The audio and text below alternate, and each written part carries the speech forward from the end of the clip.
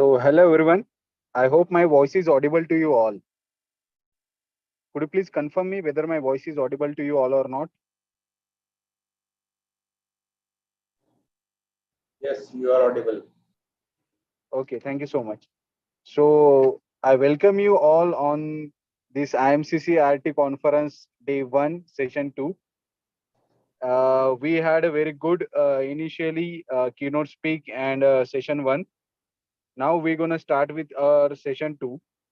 And today we have Professor Dr. Sunil Goel sir as a session chair for this session 2. So without wasting time, we're going to start with our first manuscript.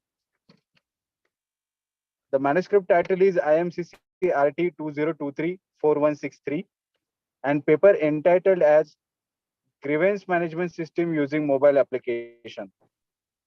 So I would request presenter to please share the screen.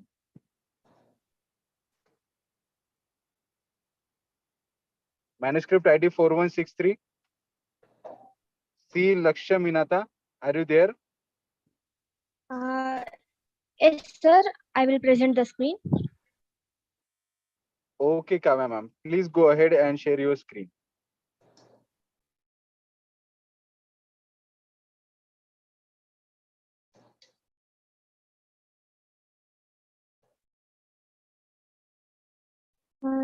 Sir, please allow me to share the screen, sir.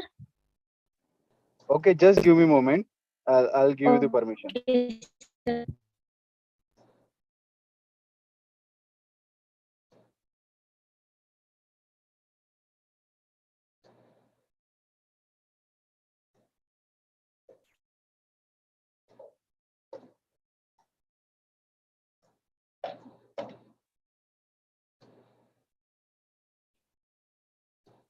You can share your screen, ma'am. Okay, sir.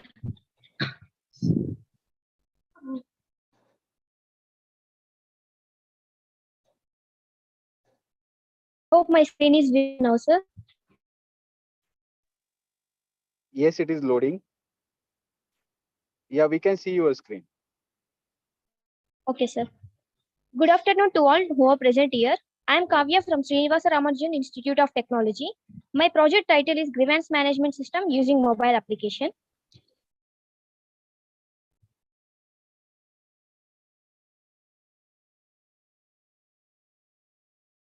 The abstract of our project is Grievance Management System is an Android application which provides an online way to solve issues raised by the students and faculties of an organization to save time. The current management system found it difficult to manage all the complaints. Earlier, grievances were handled manually, where the complaints were written on paper and are disposed of in a box, which was collected and solved. In this digital world, it is very important to manage problems through digital way. Grievance management based on Android is a tracking technique for evaluating, analyzing, and responding to various kinds of issues such as accommodation, departmental, transportation, admission, salary, and so on.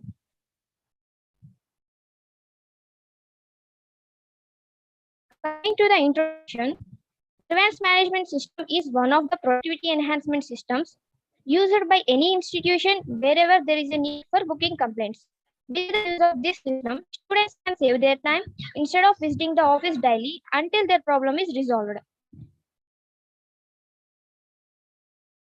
For this project, I have done literature survey for reference papers. The first paper focused on various departments and people who suffer from day-to-day problems. It provides a basic idea to register a complaint and check the status. The second paper is based on centralized management. Only the admin can check or solve the complaint. Centralized management for checking the current status of the complaint and updating the status of the complaints. Admin can generate a report of this system.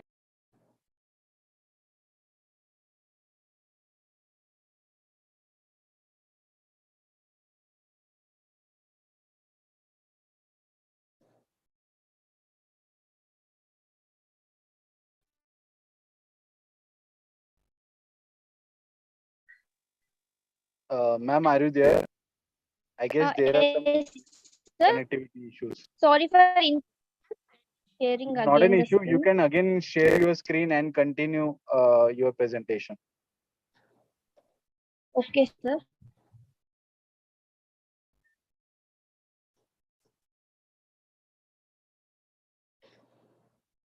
Yes, sir. Is it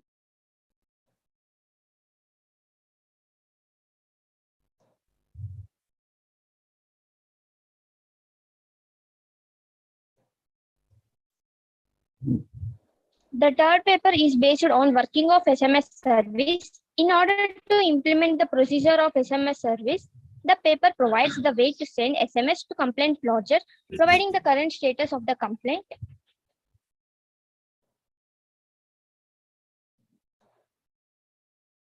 Hello. Yes, you are audible, ma'am. Please go ahead. Okay, sir.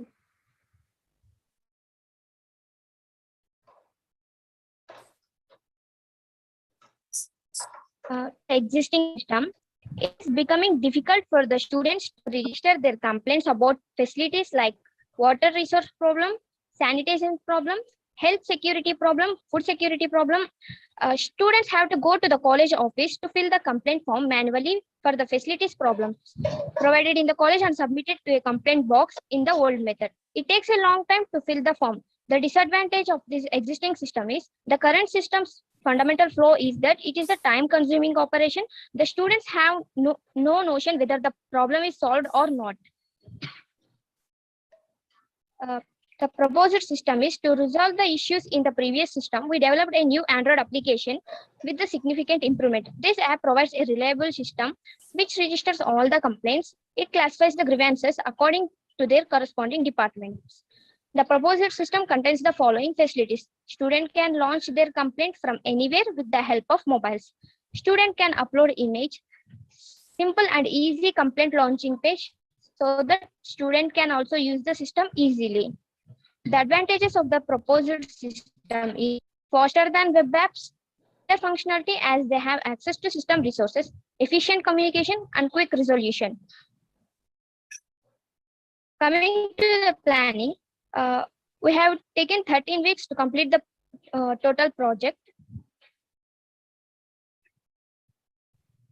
The functional requirements of our project is user required to enter username and password to log in to their respective dashboard. Student can lodge the complaint to specify the problem. Student will receive notification about the status of the complaint. The staff reviews the complaint and after making a required decisions, the complaint status is updated, which can also be accessed by the student. Coming to non-functional requirements, availability. Application would be made available 24 hours. Usability, easy to use and would provide user-friendly interface. Extensibility, requirements of app extensibility in case there is a need to add new functional requirements. The objective of our project is to help the students by knowing their details and getting their problems solved on the application without going to the respective office every day till the problem is solved. We have used Android Studio IDE and XML and Kotlin programming languages to develop this project. This is the workflow of our application. The system takes input from the complaint raiser. Then it is forwarded to the relevant in charge. If the complaint is resolved, the status can be viewed by the student, whether it is pending, accepted, or rejected. Whether it is not resolved, then action will be taken by the admin. This is the use case diagram of the grievance management system. Here, admin, student, and member are the actors. All these are the use cases. Admin can log in and log out. He can view his profile, manage the users, manage complaints, and manage the services. Can receive the notifications about the complaints. Student can raise the complaint, can change their password, and can raise the complaint. Member can raise the complaint, manage the students. This is the sample code of the developed application. These are the output screenshots. This is the login page where admin, faculty, and student can log in to their respective dashboard. This is the admin dashboard. After clicking this button, he can register the faculty by allotting service. To view the list of faculties, this button need to be clicked. Then the list of faculties will be visible. List of students will be displayed. To add the new service, we can add new service. This is the screen to add the new service. To view the services, this is the button. To add the sub-service, we can also add the sub-service under the service by selecting the service under which we need to add the sub-service. To manage the complaints, we can select the status of the complaint, whether it is accepted, pending, or rejected. If we select the accepted, then clicking show complaints button, it will display all the accepted complaints and the details of the complaint, who are raised and at what time the complaint is raised and accepted. This is the logout page. This is the faculty dashboard where faculty can add the students, also can raise the complaints. This is the image button where he can upload the image. He can view the status of the complaints, also students' complaints. He can change his password by clicking the profile button and update the profile. This is the student dashboard. Student can raise the complaint and can view the status of the complaints. This is the profile where password can be updated and other details also updated. Coming to the conclusion, this grievance management system shows the complaint's current status, including whether it is rejected, solved, or still waiting. Ay, no, pala, ingin.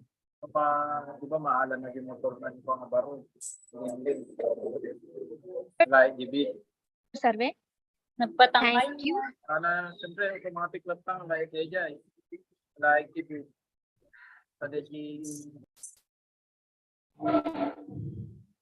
Thank you, sir. I have done with my presentation. Thank you so much. I would request Professor Sunil sir if he is having any question to ask. Nice presentation, nice project work by Kavya. Thank you, sir. Kavya, this what you have done is already existing in many institutions, many universities. Yes, sir. It is existing in the form of websites, but there is no Android application, sir. No, application, mobile application, lot of universities. My own university is having all these things. What I am concerned is what new you have done, because as far as this review of literature, what review of previous work done by you is concerned, you have not reviewed it because you see, as far as this National Assessment and Accreditation Council, when a university or an institution go for NAC, this student satisfaction survey plays a very important role. And student satisfaction survey means grievance at whether the university, whether the institution is having any effective students grievance mechanism or not. This is good for your own institution, no doubt. Effective grievance redressal system. This is a main, because the grading, the overall grading of the institution, university depends upon this SSS, so-called student satisfaction survey. And this app plays a very important role also. What I am concerned is, apart from the grievances, how you will be able to know whether the student is satisfied, a student is having a one-to-one, you see, harmonious relationship with their faculties or not. Whether faculties are working for overall, you see, upliftment of the students or not. Overall, you see, whether the facilities overall are as per the mark or not, as per the level of the quality which is to be maintained or not. This app I would like to suggest this app should include this also, because student satisfaction survey includes lot many things.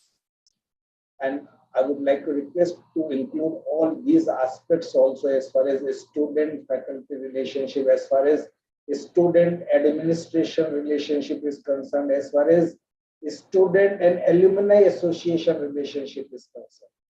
So please, I would like to request you to please ensure that all these aspects are also included when you work on this app further in for the benefit of the students, benefit of the faculties and institutions is concerned. Very well done. Thank you. Okay, sir. Good luck. Okay, sir. Thank you, sir.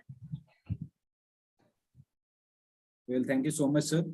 Now moving toward our next presentation.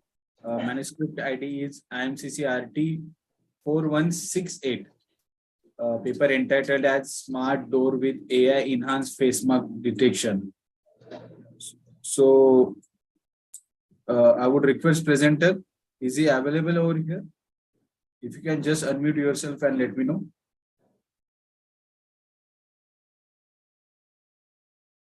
Yes, sir.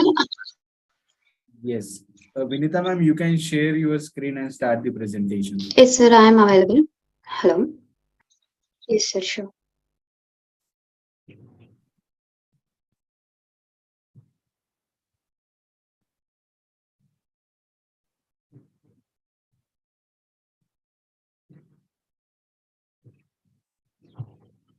Yes, sir. Is my screen is visible, sir?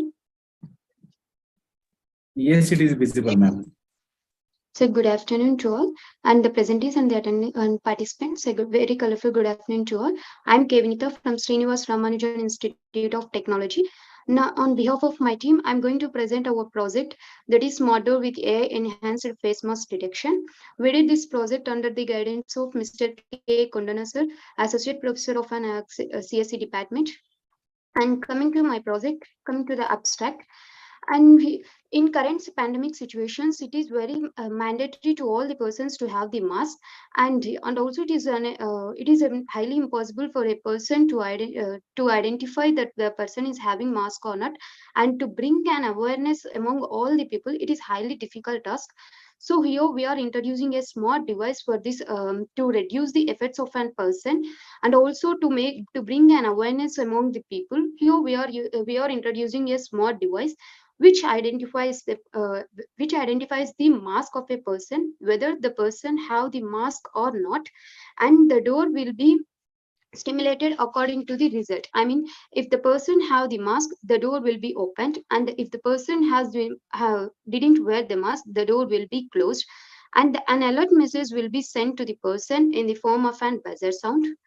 And coming to the introduction part, in this pandemic situation, uh, the though we have an lockdown here, we persons must go out for their daily needs. No one can be in their home for a long time.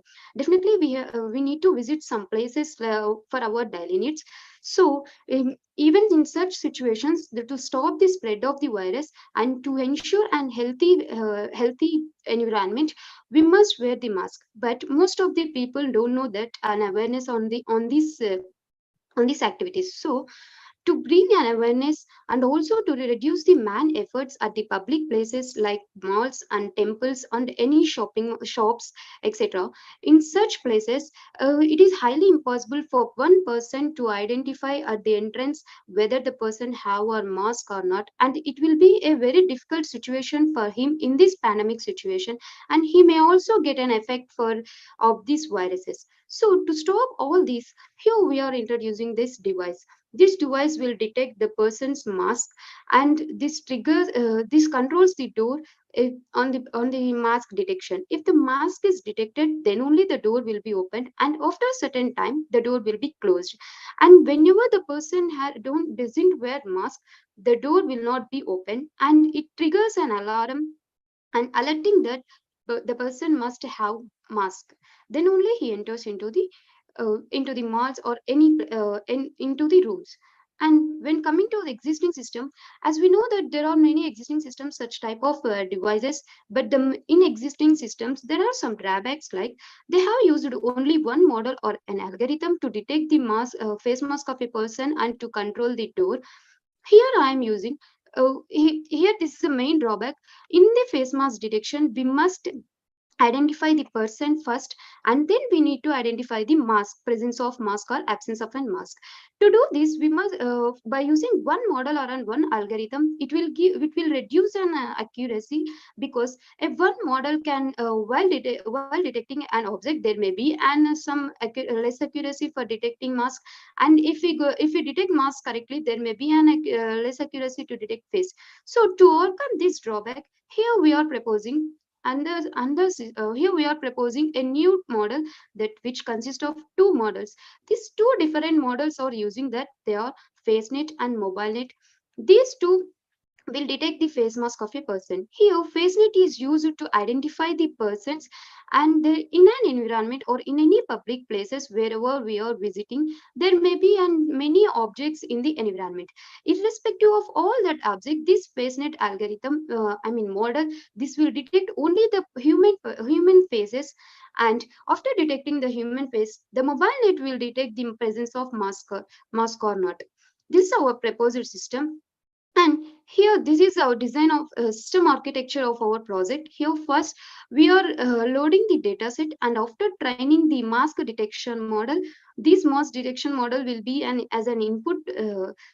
After training this model, by considering this model, we are applying this in real-time applications by capturing the images at the entrance of a door or any room or at any temples. After capturing an image, according to the trained model, this will work and detects whether the presence of mask or not. If the mask is present, if the mask is identified, the door will be opened. If the mask is not identified, the door will be closed, and the buzzer sound will give an alert message to the person who was standing at the entrance. And this is the flowchart of our project. First, we need to capture an image, and here the detection should be done. Here, the object detection in the sense of that human face must be detected here. And after detecting the human face, the face mask of a person with presence of mask must be detected. And after this, if the mask is present, the door will be opened. If the mask is not present, by ringing the buzzer sound, the door will not be opened here. After some time, after the door opens, after some time the door will be closed automatically. The time will be depends upon the owners of an shopping malls or the temples according to their needs. And when coming to the implementation, as we know that the implementation totally consists of an three parts here. The first one is training the model and implementing the trained model in for the real-time images, and linking this face mask detection with the Plutonius software. Here, why I'm saying the Plutonius software, in the sense here I'm doing this only the simulation. I haven't done this on hardware implementation. Here, the software which I am using is Plutonius software, which consists of an all software components which are like Raspberry Pi, a DC motor, which are the required components for our door control. Here, this is the software, and this is a circuit design that I have designed for to control the door. Here, this is Raspberry Pi, and this is DC motor, and here it's Compin which collects the results from the face mask detection code and stimulate the door. And here L293D and this MCP3208, these two are to control the DC motor stimulation. It means to open the door or close the door. Here we are using these two components, and here it is the LCD is the one which displays the result on the screen. These are the components which are used for the circuit design. And to link this circuit and also the Python code, here I am using an visual serial port emulator, which works like an interface, and it combines two external devices, and helps in communication between the two devices. And this is our output. Here, the gate will be open only when the face mask of a person is detected. Here we can show that opening of a door with its DC motor. If the DC motor is rotated, then we can say that the gate is opened and the mask is also detected. And if the mask is not detected, if the person does not wear the mask, here the LCD screen will display the mask is not detected and the DC motor will not be rotated, because the control of a door will be done with this DC motor, even in the hardware components or in the simulation. And this is our project. And when coming to the conclusion, here to stop the spread of viruses and also to overcome the many situations which we faced, and also there may be a chance to get any future problems in such a times, this smart device will be very much useful. And to bring an awareness among the people, the government has introduced many schemes, and also we are using some pamphlets, poster presentations to bring an awareness for the people to wear the mask. This device will remove all that needs, and it directly detects the mask and enters the person if they have the mask or not. And this is our project, and these are the references which we have gone through for this project. That's it. I done with my presentation. Thank you, sir. If you have any suggestions or any questions, you can ask me, sir.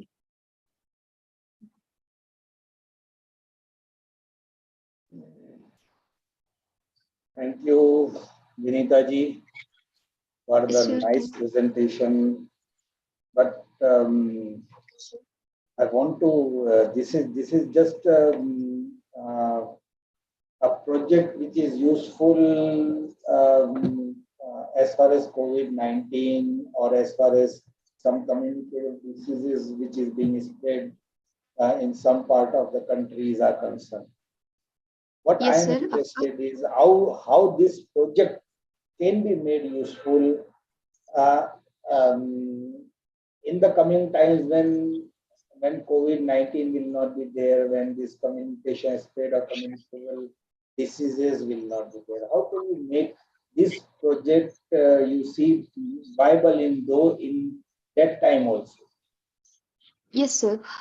By doing some small extension for this project, we can use this as a security device also, sir. For example, this will be used now. This smart device will be used only in the public places like malls and temples, etc., and that too in COVID-19 situations. But by doing some small extension to this project, it means if we use this at the entrance of our home, whenever we are not present in our home, if any unknown person or trying to enter into our home, here the extension is that if we able to store the person's images who are entering into our home, then it will work as a security device. I know that it is highly impossible to store a person's image in the form of in normal databases, but by using cloud, we can store the any number in any data, I mean in any size of the data in the cloud. So this smart device can be used as a security device in future if we do this small extension of storing images. And by keeping this at the entrance of our home, this will work as a security device. As of now, I have used this for only for bringing an awareness and also for security enhancement. Yeah, Thank you. that's good. It means you what you mean to say that can it be used in our institutions also at the main entrance gate?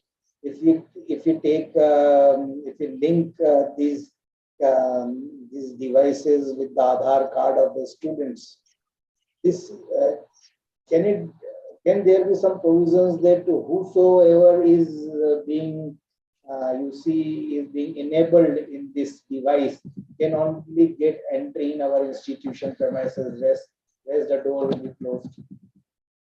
If you do like that, sir, if the persons who are the visitors or the new persons Yeah, cannot come to our I mean cannot visit our college, if we yeah. keep only the others of an students or like that, there may Yes. be a problem for the visitors who are just But can it be trying used to for visit our college. students? Can it be because we can have separate entry for a student, we can have separate entry for visitors in the institution. The Yes, sir, entry of which course is we can give. made by students and faculties, there is no control when this device is there, when this software is there. As, as far as entry from a gate need for these visitors, we can have something else. Okay, sir. Hmm. Can it be useful for that also? Can it be made useful for in that manner also? Sorry, sir, I can't get you. What I'm wanted to say this face recognition software. Can Yes, it be face recognition software when it is being placed at the door, where the students and faculties are supposed to enter the institution? Can it be useful over there also? Yes, sir. Of course, we can use, sir. Then we need to replace it that only the face recognition system, and we need to add the data. We need to link it to the database, sir. I mean, we must have the all the faculty and students database. Means the attendance of all the students, attendance of all the faculties will be marked automatically as soon as they enter the gate. Yes, sir. We can do it. Oh, that's good. That's good. That way you can make it more beneficial. Yes, sir. As far as Yes, sir. marketing of this software is concerned, you can make it more and more beneficial for the Yes, students, sir. for the institutions. Thank you so much. Nice work done. Okay, sir. Thank you, sir. Good luck.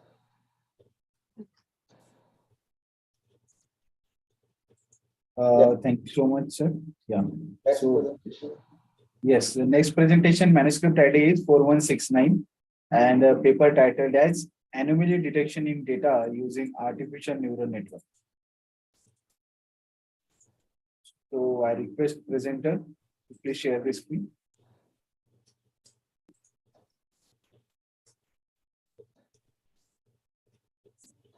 Manuscript ID 4169. Please unmute yourself and talk so that we can get to know.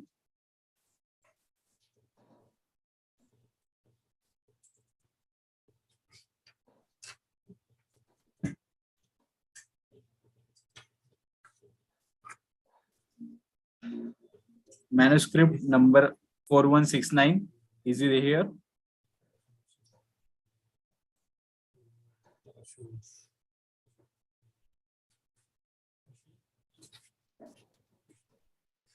मेरी portal के नीचे देखना मेरे कितना गंदा है कल भी ऐसे ही था क्यों ऐसा क्यों हो रहा Rajendra sir, am I audible to you? है कल भी सेम वैसे ही था Hello.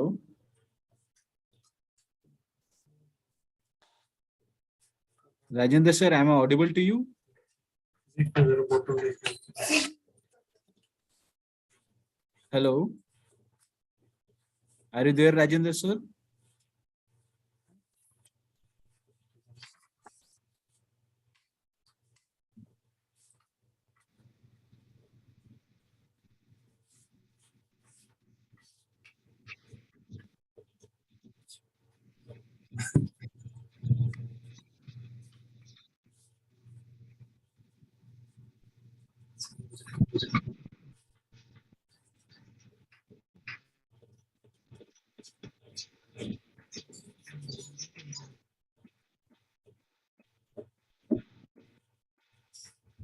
No, sir, you are not. Rajendra sir, are we audible to you? Okay, please.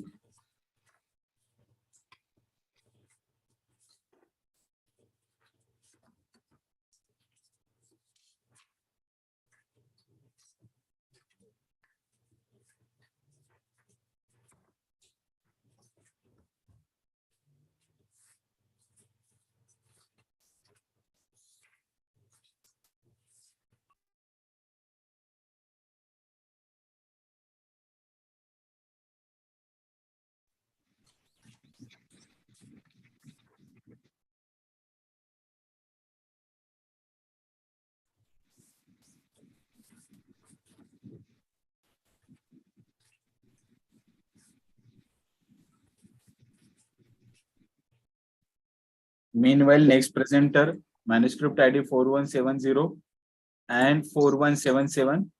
I request both of them to please be here and be ready with your presentation so that it won't get delayed.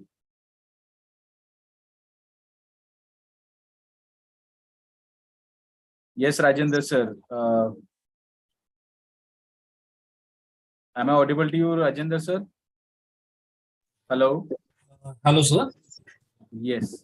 Please share your screen, sir, and start the presentation. Sir, my ID is 4191. Is it my turn? No, no, no, it's not your turn, sir. Okay, sir. I was asking for a manuscript ID 4169. Right, sir. Okay, sir. Right. Someone like shared the screen. I guess you only shared the screen, na 4169. This anomaly detection title.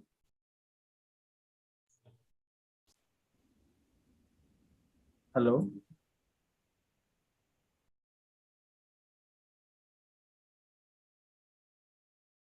Mr. Nagamohan, sir, I would request you to please speak with me so that it would be easier for me to understand what's the issue, because we can't wait much. Hello, sir. Yes. Can you please share your screen? Who is your fellow friend who is presenting? Sir, I'm presenting, sir. My mic is not working, so I told them. Now your voice is coming very clear. You can share your screen and start presenting. Yes, we can see your screen. Yes, Please sir. go ahead. Good afternoon, everyone. Myself, Nagamohan Reddy, and my project is anomaly detection in data using artificial neural networks. The project is done under the guidance of Mr. K. Kondanna, sir, and he is assistant professor in our college. So while coming to the abstract of our project, brain social networks plays a crucial role in our life. So due to this importance, so many people are creating fake accounts so that they mislead the people, and also these fake accounts are used in order to make them for money purposes. So recently, in the first quadrant of 2022, Facebook took actions on 1.6 billion fake accounts, down from 1.7 billion in the last year. So to overcome these fake accounts, we proposed a machine learning techniques such as artificial neural networks. So while coming to the introduction, social networks acts as a media for communication with people. So due to this purpose, present social networks, social media is used for personal purpose and also for educational and as well as business purposes. So people are showing interest in order to share their photos, videos, and their daily day-to-day activities. So, however, some users aren't using this for good objectives. So, in that reason, they create fake accounts, and these fake account users are called as attackers. These fake account attackers mislead the people and make them money purposes. So, in the existing system, uses NLP, SVM, and random forest to detect fake profiles. So, with this existing system, the accuracy will be less, and the SVM does not perform well for large data set. So, in our proposed system, we uses artificial neural networks for the detection of anomaly, that is fake accounts. So, ANN displays a complex relation between the inputs and outputs. So, ANN contains a input layer, hidden layers, and output layer. Due to these layers, the ANN will use as mathematical calculations so that it will predict the fake accounts easily. This is the system architecture. So where the user takes the inputs and the features are extracted, and the model is trained with the extracted features, and the model is tested. Finally, the user enters the details of the account, and it will check whether the given account is fake or real. So this is the architecture of the ANN, where it contains input layer, hidden layer, and output layer. And in the ANN model, the model is trained and it also back propagate in order to reduce the error so that it will predict the output very clearly. So while coming to the flowchart, when the user enters the details, it will build an ANN model and it will compile it. And the model is trained and the accuracy will be printed. And finally, the output will be printed based on the user input. So these are the home page of the project. So where the admin can log into to the page with their credentials, and the admin can generate the model, and also he can view the data set. This is the ANN accuracy, where the first graph represents the model accuracy, and the second model graph represents the model loss of the ANN model. So while coming, this is the ANN accuracy displacement. So while coming to user interface, the user needs to enter the account details, where the account details should contain the user ID and the rejected friend request, number of abuse reports. And when the user click on the submit button by after entering all the text boxes, it will display whether the account is genuine or not. So if the account is genuine, it will use the output as given account details predicted as genuine. If the account is fake, it will display as given account details predicted as fake. So finally, the conclusion of our project is due to increase in demand to the social networks, lots of people are trying to do frauds like creating fake accounts for passing false information and some other doing cyber crimes. So in order to reduce these attacks, and we created a web application with a machine learning project with the help of ANN to detect whether the given account details is fake or not. So these are the references that we have chosen for our project. Thank you.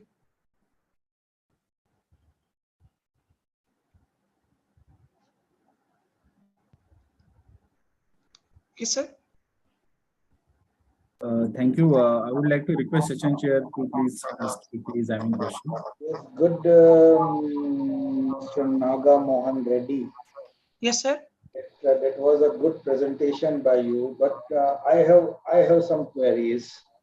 Yes, sir. Why being a social media user, how can I have a trust on what? How can I have a trust on the software which you have developed? Why should I use your software? There are a number of softwares already available on social media. Why should I use your software? Yes, sir. Because all the account details. What I mean to say, what is new and trustworthy over there in your software so that I could be inclined, I could be motivated to use your software instead of several others? Yes, sir. Present there are so many softwares, but our model will give more accurate because we are using ANN model. The ANN model uses mathematical calculations, and also it will, when the model is training, it will use back propagation algorithm also, and also it will reduce the loss in the accuracy. So the model will give more accurate results than when compared with other algorithms. Do you mean to say that other software they are not using mathematical calculation, numerical calculations, and they are giving Yes. false results? You mean to say like that?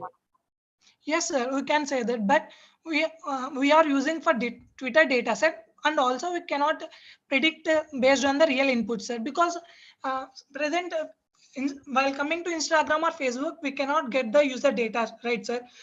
They don't provide their original data set due to their security purposes. So with this model, we can, if they provide any data set, we can prove that our model is better than other models. Have you checked for the validity of data mathematically? How far your data, how far your results being produced are valid? Have you checked for the validity of the data? Yes, sir. We have taken a Twitter data set, and the model will give accuracy of 93 to 95%. Okay. And this is mean for social media only. Yes, sir. And if I want to track some number, if I'm getting some fake calls and I'm getting some calls or unknown numbers, if I want to track those numbers, is it Sir, could possible you from please your repeat again, software? sir? Is it possible from your software? Sir, could you please repeat again, sir? What I want to say, if is it possible from your software to trace some fake numbers, to trace some unknown numbers from which we are receiving the calls?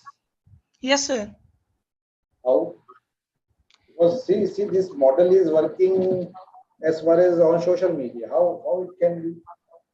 Sir, the model is working only for Twitter data set, sir. We have considered the Twitter data set, so it is working for Twitter data set, sir.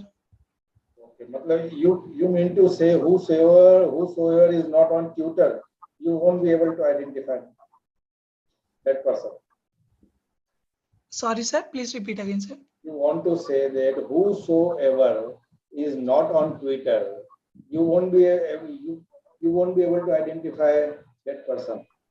Sir, present we don't, the Twitter doesn't give their data set, right, sir? Due to security purposes, they don't provide any data set, sir. So if there is any possibility to train the model with the data set, then it can predict, sir. Okay. So based on the data set we have, we can predict whether the account is genuine or not. So if you enter the values not in the data set also, it will predict whether the given data values is genuine or not, sir. Okay. Okay, thank you, thank you. Good work done. Thank you, Go sir. ahead. Good luck. Next presentation, please. Yes, sir. So our next presentation manuscript ID is 4170 and paper entitled as E-Car Mechanics Head, mobile application for mechanic and fuel services. So I would request presenter to please share the screen. Yes, sir. I'll share the screen. And meanwhile, the next presenters with the manuscript ID 4177 and 4191, please be ready with your PPTs.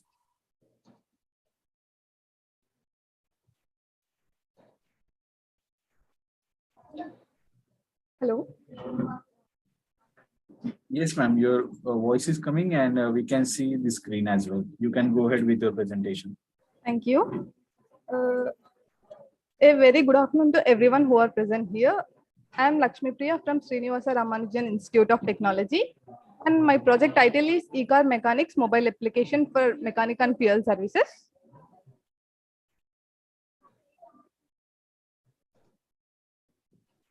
An outline of presentation is abstract, introduction, literature survey, existing proposed systems, planning and design, implementation, and conclusion. And the abstract of my project is like when we are traveling from one place to another place, and suddenly there is a breakdown of vehicle due to some minor mechanical issues or due to outage of fuel like petrol or diesel, then we can use this application. We can place an order for the service using this application, and all the process is carried right in front of the customer. So transparency is maintained and customers' confidence is gained. And the service can be available 24/7, as all the available service providers will be displayed at the time of booking for the customer. And the introduction is like that application can be used by any individual from any time, anywhere. But the only thing we need is internet connection and mobile. Here we have done literature survey using different applications like Go Water application, which says the nearest service providers of pure water in the Indonesia.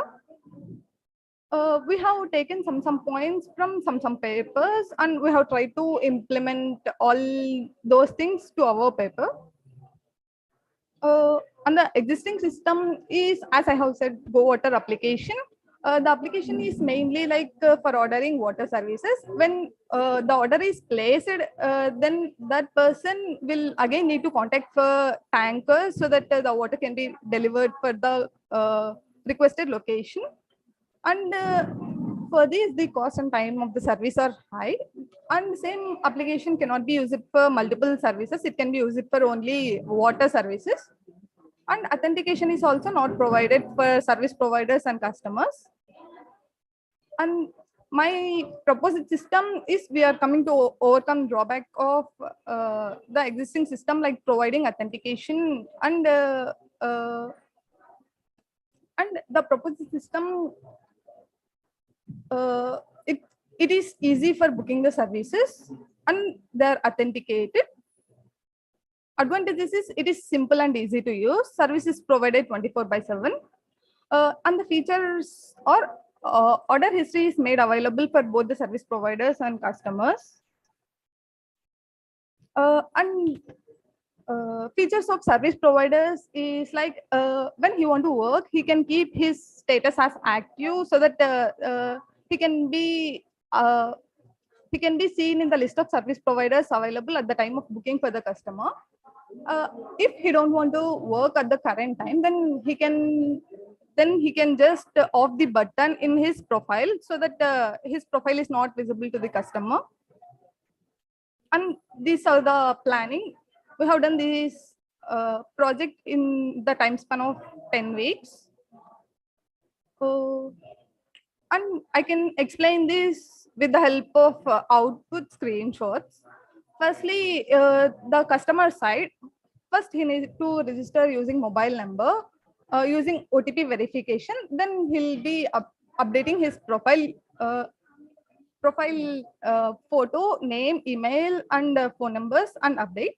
Then he'll be seeing this screen like a fuel service and bouquet technician.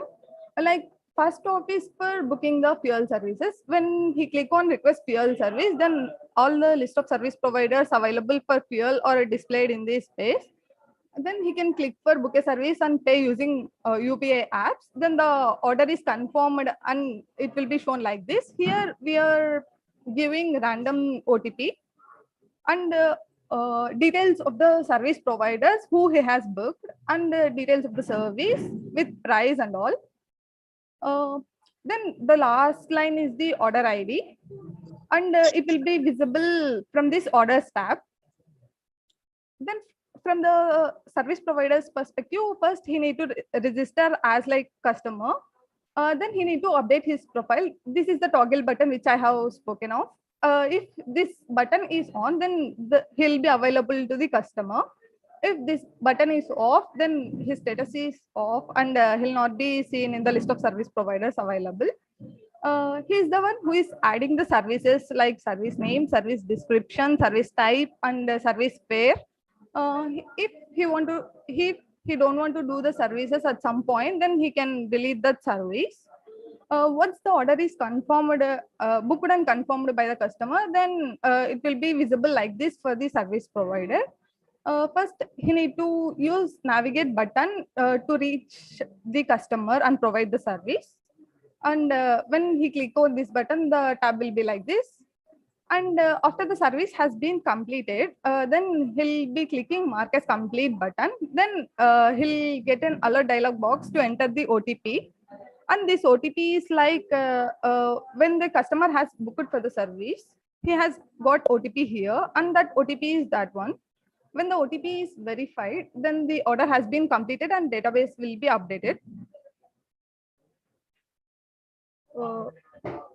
This is the basic idea of our project, and this project scope is like it will be useful for 2 or 4 wheelers. For mechanical services, like basic mechanical services, flat tires, definite change, battery jump starts and all, which can be rectified even on roads. And he can ask for to deliver 1 liter of petrol or 1 liter of diesel and all. To conclude, we'll be authenticating the service providers and customers so that both can be genuine. And at the time of service provider adding services, he can select the type of services like mechanical service or fuel service, so that he can do both the services. Like he'll not be doing like only mechanical services or only fuel service. He can do any service at any time. So this is all regarding my project, and I have kept sample code, use case diagrams, and workflow of my project. Here, as I can see, there are 2 modules: service provider module and customer module. Once the customer books the service, the database will be updated, and service provider can see the orders. At the time of booking, the transaction is done using UPI IDs, so that the UPI ID is of the service provider, which he'll be entering at the time of his profile updation here. And both the service providers and customers need to keep this location on, so that at the time of tracking it will be useful. We are capturing longitude and latitude distances and calculating some distance so that it can be shown to the customer at the time of booking the nearest distance, and the distance is showed in meters. And these are hardware and software requirements of my project, and I have used Android Studio for developing this Android application, and I have used Java and XML for coding, and I have used Firebase, Google Firebase for database connectivity and authentication and all. Thank you. This is all about my project, and these are the references I have referred. Thank you. Thank you, Lakshmi Paniyam, Yes, sir. for this presentation. What I am seeing is this is a project actually already lot of mobile apps are already available online. What again? My question is, what new you have done? Because you see, lot of apps are already available, and thousands of people are already using those apps. So how your app is different from them, and why should people go and use your app, download your app and use it? When I wanted to do literature survey for my project, then I have come across different applications, but those are having limited features, limited to some areas and all. But here we can add multiple services. Like service provider can add n number of services he can do, and also at the same time he can deliver fuel services. But we didn't come across the applications which can do both the things simultaneously and providing authentication and different features.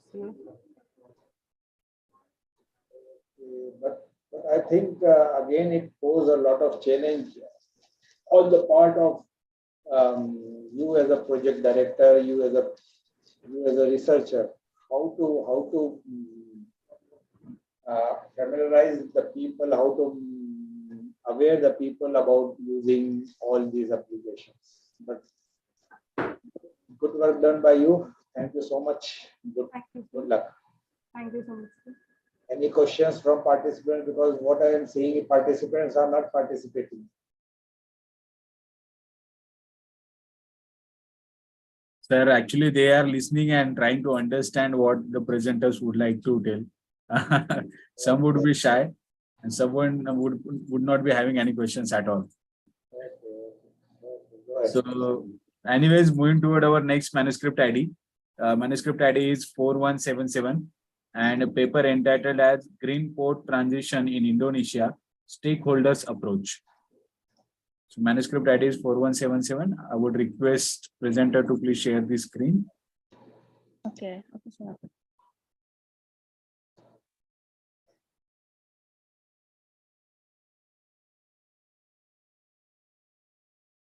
Meanwhile, next presenter, manuscript ID 4191 and 4194, please be ready with your presentation. Well, I'm really sorry. You please continue with your presentation. Sorry for interruption. Okay. You can see my screen? Yes, we can see it. Okay, thank you, sir.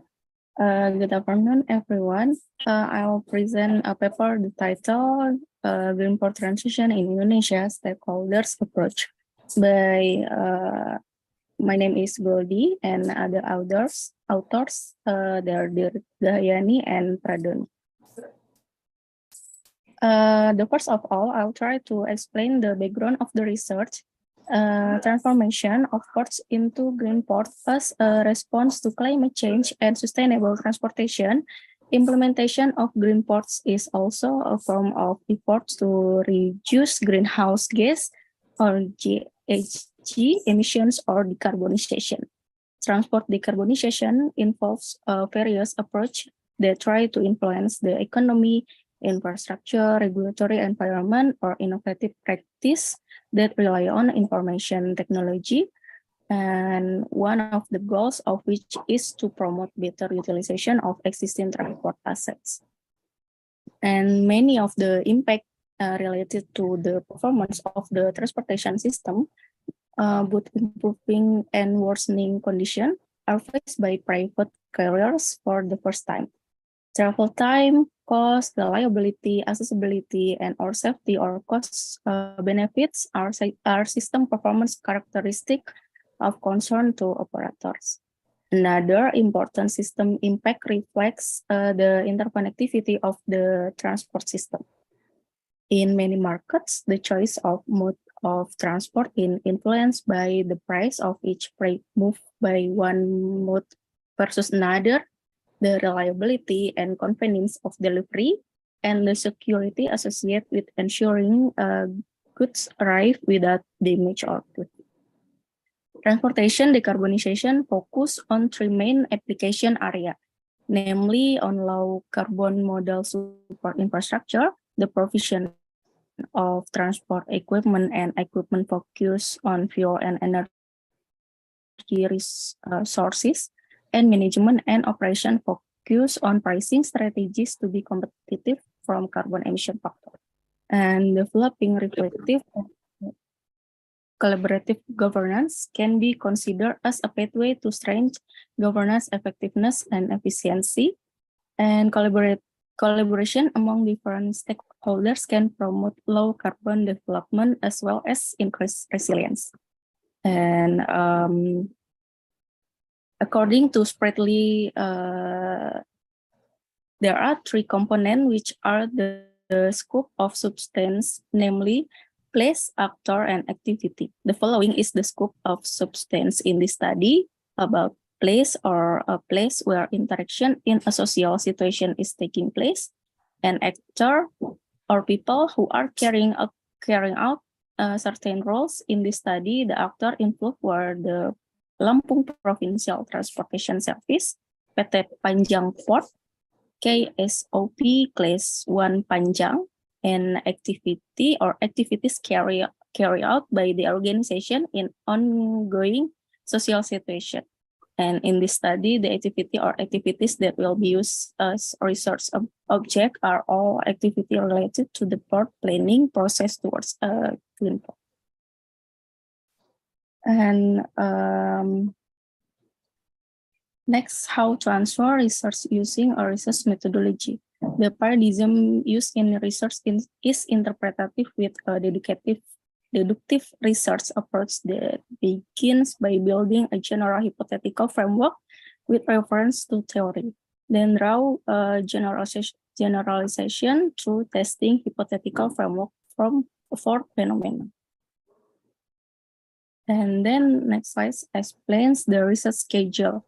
The research was conducted for 8 weeks, start with finding issues and initial library studies, and then preparation of abstract and introduction, and then field survey, and then data collection, and then data compilation, and data analysis, and then completion of papers, and finally make a conclusion.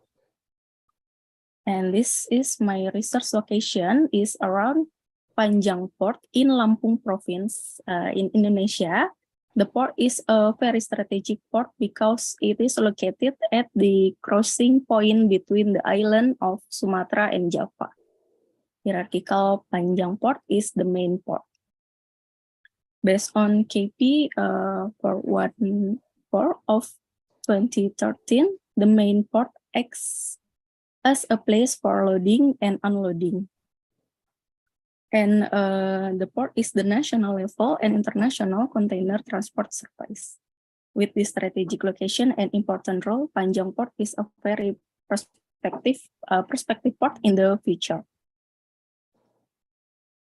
And the analysis methodology, the step is conducting actor analysis are as follows.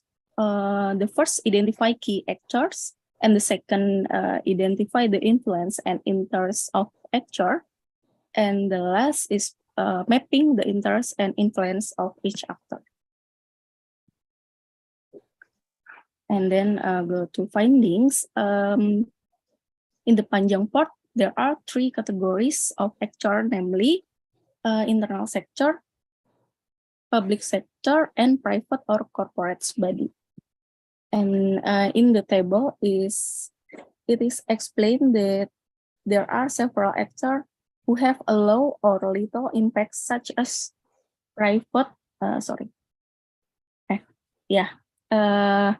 In the table, it is explained that there are several actors who have a low or little impact, such as private or CSR, which is supporting actor, and which has a high or influential impact.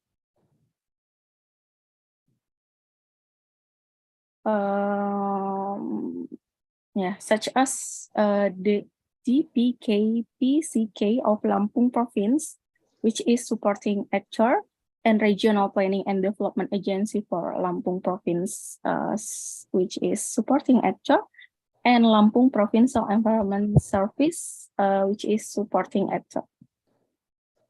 And there are very influential level of importance, such as custom office, which is supporting actor, immigration office, which is Pol Air and Navy.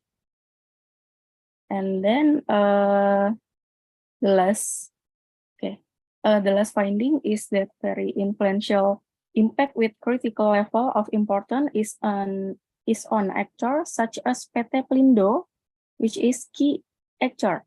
PT Pelindo is a state-owned enterprise in port service.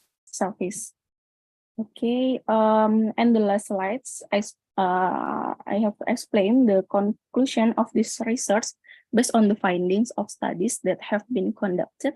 It can be concluded that currently Panjang Port is assisted by internal, public, and private actors. It is now that in its implementation, Panjang Port does not involve the community as an actor in the planning and implementation process of Panjang Port. Currently, Panjang Port is undergoing a transformation towards a green port whose implementation is integrated, and there needs to be collaboration in its planning. In order to avoid failure in the transformation of the port into a green port, all actors from the port, government, private sector, and the community need to collaborate in order to achieve the goal of a green port.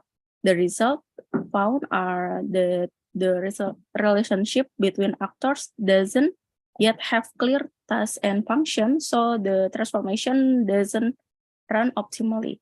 It is now that government and private or CSR actors have different level of interest in practice, even though both of them must coordinate with each other to be balanced. The recommendation offer is a special reorganization of green port in the Indonesian context.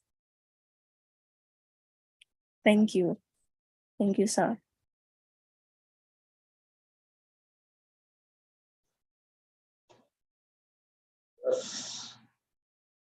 This is a nice presentation by Goldie and Gianti. Yeah. So much for giving us a wide arena that Indonesia is also working on converting existing ports into green ports, looking to the climate change, to make their ports more sustainable and to reduce greenhouse gases. And what you have highlighted is this project can be made successful only when there are, when all stakeholders of this port will be involved in converting this port into a green port. Actually, is one point I am having now.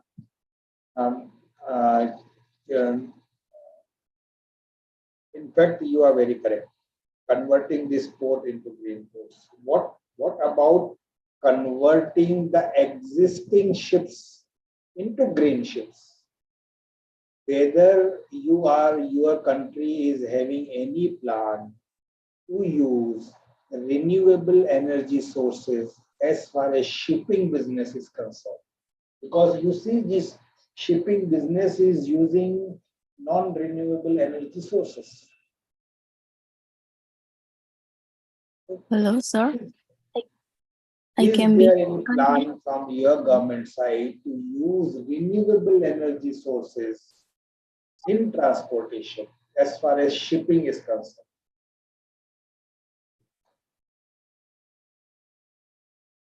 Are you getting my point? Hello, sir. Are you getting my point? Am I audible? I can be here clearly, sir. Sir, you are audible, but I guess she is not understanding your question. Okay. What I am saying is that's okay, converting the existing ports into green ports in Indonesia. I could understand, because without taking the stakeholders into confidence, without the involvement of all the stakeholders, this project cannot be uh, made sustainable. No doubt about it. Fully agree. My question, my query is, what about the strategy of using, because you see, you were talking about greenhouse gases, you were talking about carbon emissions, you have been talking about sustainability. How can this environment can be sustained if instead of we are using non-renewable energy sources in transportation, in shipping? If are you having, your country is having any plan to use renewable energy sources in shipping transportation?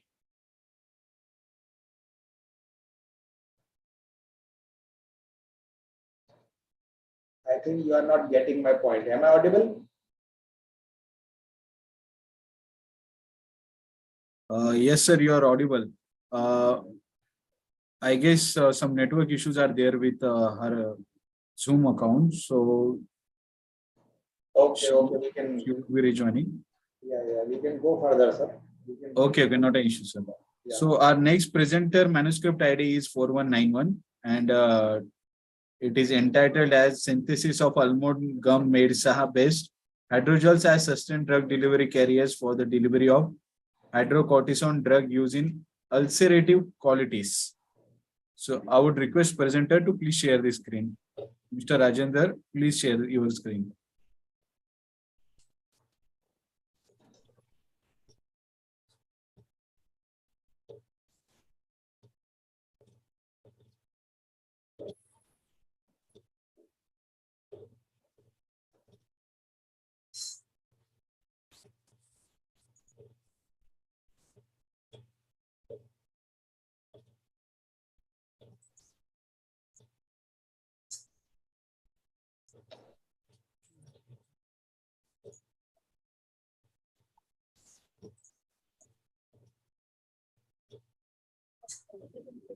We can see your screen, sir. Please go ahead with your presentation. Good afternoon, sir. Good afternoon, sir.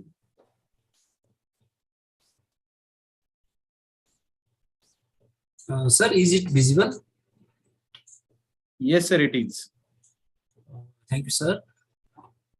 The topic of my presentation is synthesis of almond gum matcha based hydrogels as sustained drug delivery carriers for the delivery of hydrocortisone drug used in ulcerative colitis. Almond gum based hydrogels were prepared by chemically induced copolymerization method and used to improve the potential of the hydrocortisone drug to treat ulcerative colitis. Almond gum is explored in the form of hydrogels in present case as drug delivery system for the delivery of hydrocortisone drug to cure ulcerative colitis. The conventional drug delivery systems do not provide ideal pharmacokinetic profiles, especially for the drugs which display high toxicity and narrow therapeutic window. Recently, development of suitable dosage forms or drug delivery systems for new drugs to allow their effective, safe, and reliable application to the patient is well explored. Hence, the improvement in drug therapy is a consequence of not only the design of new drug molecules, but also the development of suitable drug delivery system. Hydrogels can swell quickly by imbibing a large amount of water or diswell in response to changes in their external environment. And this property makes them suitable material for biomedical applications, including controlled drug delivery applications. Almond gum is a gel-forming water-soluble dietary fiber. It has binding, emulsifying, and water-holding properties. Almond gum may exhibit therapeutic and medicinal properties, for example, anti-tumor, anti-inflammatory, antioxidant, and antimicrobial activities. poly-2-methacryloxyethyl dimethyl 3-sulfopropyl ammonium hydroxide, MEDSHA. It is a deuterine and a neutral molecule, and its structure allow the formation of polymers with attractive properties like hydrophilicity.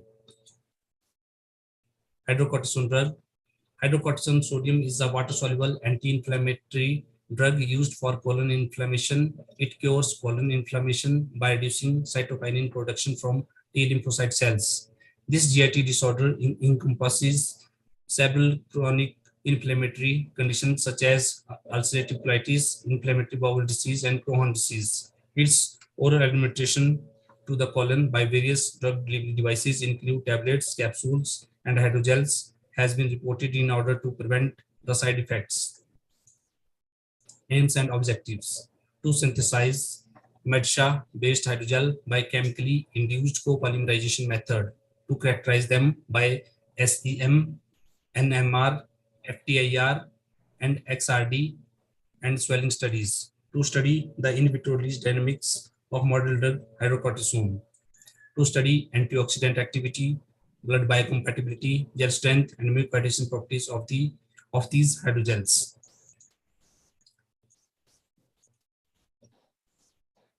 Material used: aluminum, MEDSHA, hydrocortisone. How to prepare? The synthesis was carried out by a definite concentration of monomer MEDSHA, aluminum initiator, ammonium persulfate, and cross-linker NNBA taken in a reaction system in a water bath at 65 degrees Celsius for 2 hours. This is the pictorial representation of the formation carried out by stirring at 100 rpm, ultrasonication for 20 minutes, and kept for 2 hours at 65 degrees Celsius. Characterization: SAM, NMR, FTR, and XRD.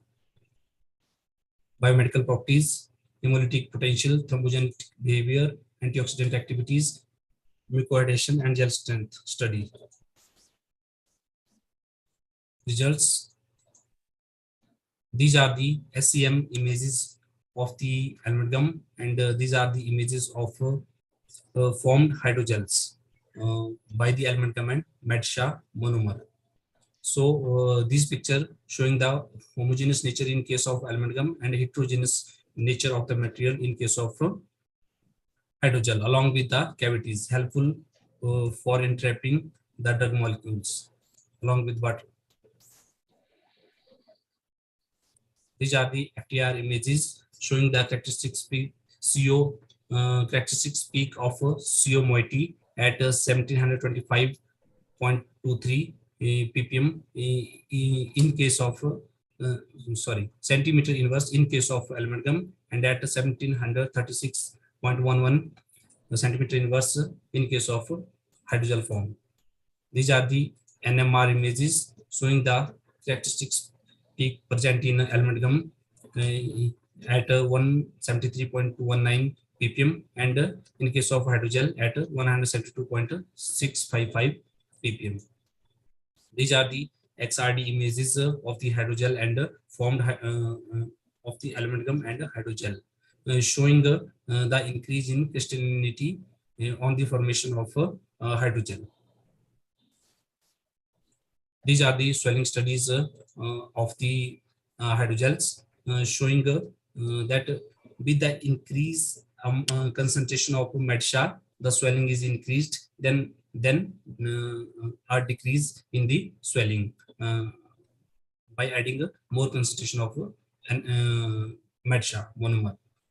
This is the swelling study in a different pH buffer, that is 2.2 and 7.4, that is acetic media and basic media. So it is seen that the swelling of the hydrogel is more in case of basic media, and this is due to the more repulsion of the anionic moiety present in case of MEDSHA.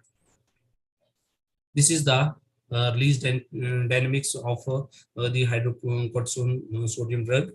It is found that the release of drug was found higher in 7.4 media, and this is again correlated to the swelling study. It was due to the higher swelling due to ionic repulsion in the polymer network structure, which enhanced the rate of diffusion of drug into the network structure.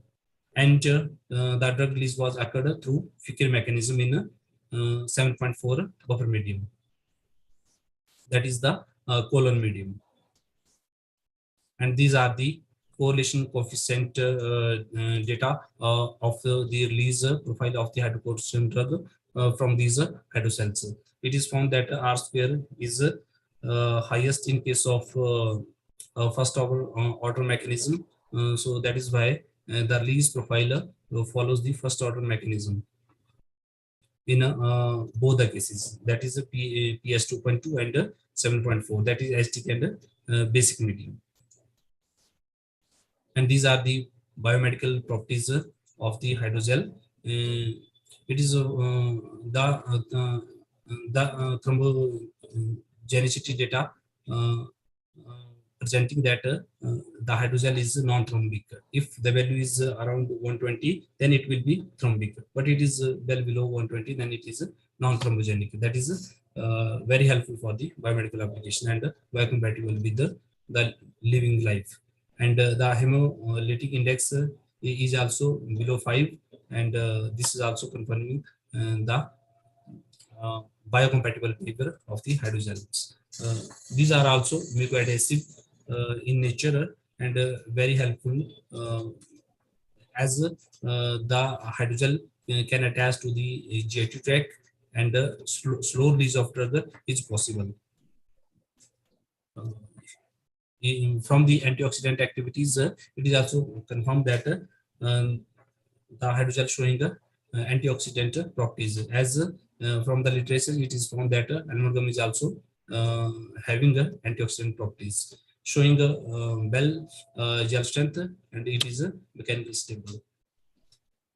Finding and results. In conclusion, SCM image is showing rough surface of the hydrogels. Characteristic peaks of CO group present in amalgam was found by NMR present at 172.65 ppm and by FTAR present at 736.11 ppm. The swelling of hydrogel affected by the concentration of MEDSHA. Hydrogels swelled more in 7.4 pH than in pH 2.2 buffer solution, correlates to the more drug release in 7.4 pH buffer than in a 2.2 buffer solution. The biomedical properties showed the mucoadhesive, antioxidant, and biocompatible nature of the hydrogels. The drug release was occurred through Ficker mechanism in pH 7.4 buffer solution. The best fitted model is first order kinetic model in 7.4 and 2.2 buffer solution. Novelty of the work. The novelty of the work is to synthesize the novel hydrogel. The constituent of these formulations along with hydrocortisone drug have synergetic effect against ulcer and could enhance the therapeutic potential of these drug-loaded formulations to cure ulcerative colitis. Thank you.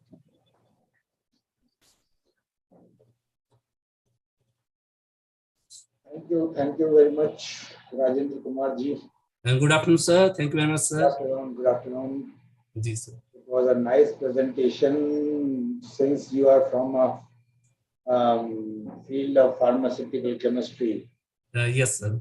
You very well understand. But what I am concerned, I'm not a person from pharmaceutical chemistry.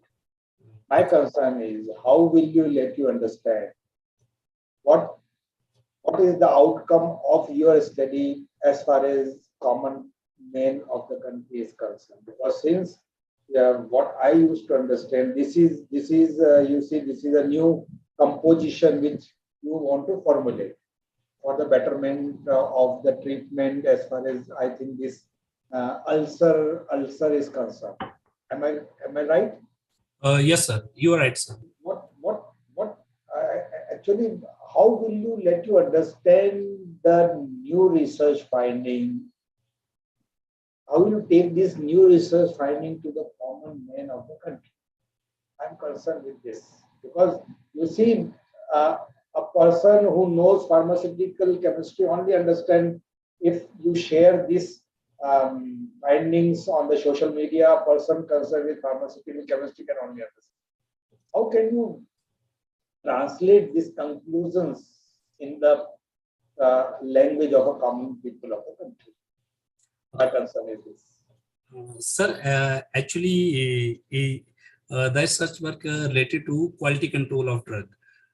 Basically, what happened? The drugs are very useful to cure any kind of disease, but at the same time, almost all the drugs have many side effects. Like Yeah. if the release of drug is not sustained, is not targeted, then the drug can damage our other parts where drug is not needed.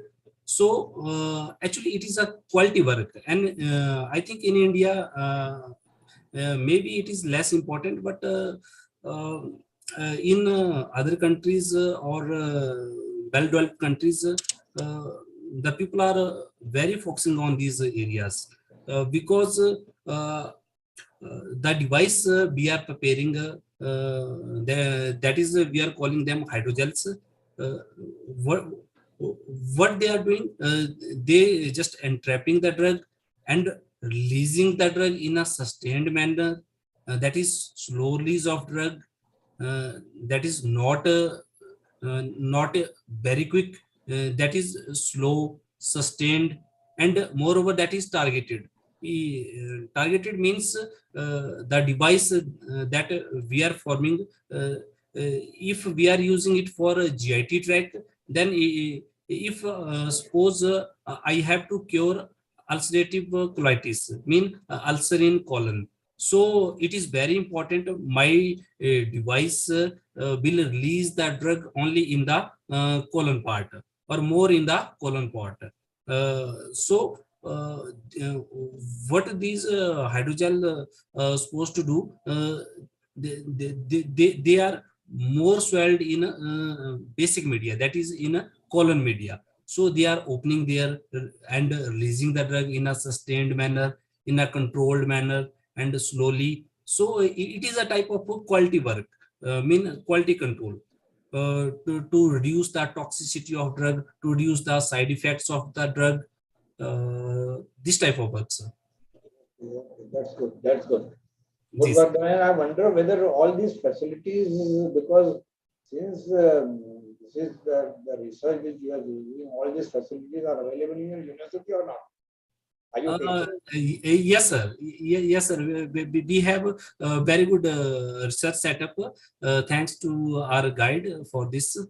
He has very deep and long year experience in setting all these research facilities. That's good. That's good. My hats off to you. Thank you very much. Thank Good you. work done. Thank you Go very ahead. much, sir. Thank you very much. Okay, sir. Thank you so much, sir. Thank Now you very moving much. toward, yes, sir. Now moving toward our next presentation. And this presentation would be the last two presentation of today's session. So the first presentation is 4194, manuscript title is 4194, and paper titled as Design of Unmanned Landmine Detection Vehicle using Arduino. So I would request presenter to share the screen. Yes, sir. Thank you, sir. I'll be sharing the presentation. Yeah, please. And after that, the last presentation of today's day would be 4147. So I would request next presenter to please be here. Sir, the screen is visible. Yes, Can it you is. please-